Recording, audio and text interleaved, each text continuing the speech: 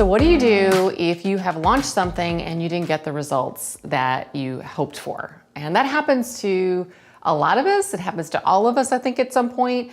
And the key is, what do you do when that happens? When you put out something, whether that's an online course or a coaching program, and you put it out there with these big expectations, and then the response you get sounds like crickets chirping, right? That can be really easily one of the most discouraging things to go through. And I want to talk about a subtle shift in how to think about launching that can make a really, really big difference, and where you need to look to improve your launch results if you didn't get the results you were looking for. So first of all, I think one of the things we tend to do when we're launching our work, and it's really hard for us because the work you're putting out is your expertise. So it's really easy when you put it out to feel like the work is you, right? You are the work.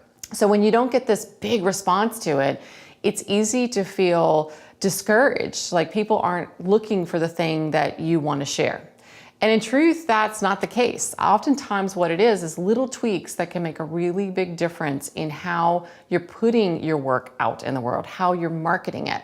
So let's take a look at this, because I want to share with you how successful launchers think differently about putting their work out. When we're thinking about launching, oftentimes we see it as a funnel. And this is one of the things that we talk about in our expert experience method. We work through what the different offers are that you offer people. So let's say I come into your experience and it looks like this. I come in to your quote unquote funnel and I move into your main offer, right? In a perfect world, you imagine all your people going, wow, we want this offer, and they jump in, and then they go, wow, we want to go to the next thing. That's so amazing. Wow, we want to come in and do the deeper dive work with you. So in our mind, this launch is going to look like this easy flow where people come into the funnel and they move through each piece and they're excited to do the work with you. The truth is that that's rarely the case right when you get out the chute. There's often things that you have to improve in the process. What happens more often than not is a lot of times when you're first starting and you launch something, what I see, because I get to work with lots and lots of people who are launching, and it sometimes can look like this. So it can look more like a colander. So a colander,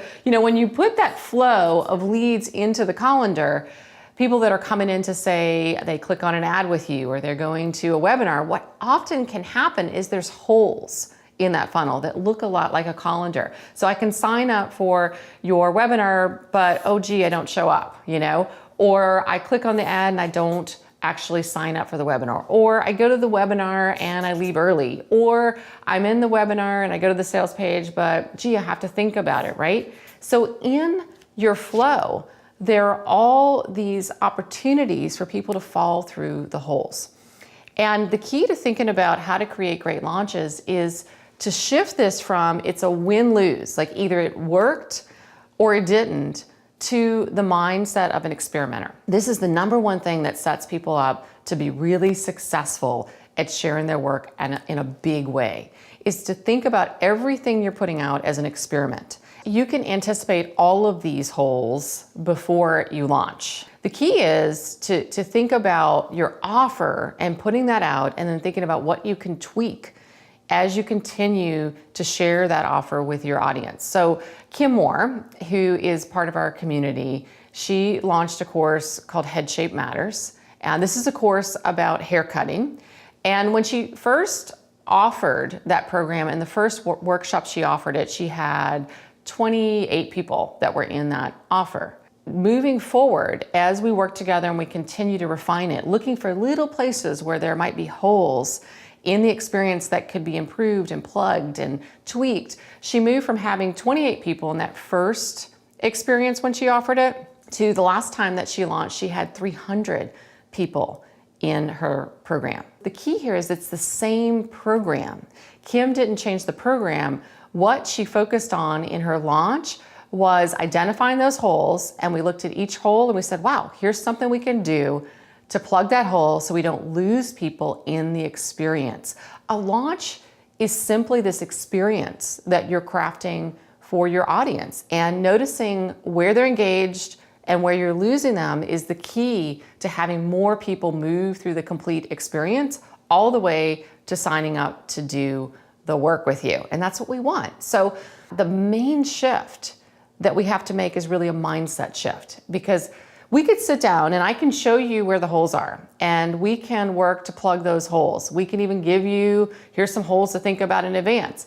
But none of that matters until you really make that shift and you say, wow, this is an experiment. So it's the mindset of being an experimenter that allows you to do this and to do it comfortably. It allows you to go faster and put in your workout, which is really, really important, because the thing I think that holds us back is, one, this desire to have it perfect before we put it out, and that's impossible. You can't perfect it until you get it in front of your customers.